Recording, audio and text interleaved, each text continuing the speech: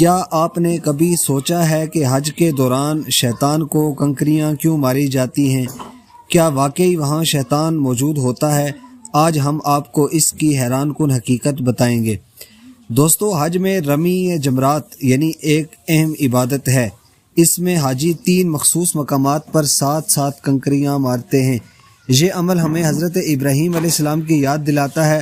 روایات کے مطابق جب اللہ تعالیٰ نے حضرت ابراہیم علیہ السلام کو اپنے بیٹے حضرت اسماعیل علیہ السلام کی قربانی کا حکم دیا تو شیطان نے انہیں بہکانے کی کوشش کی۔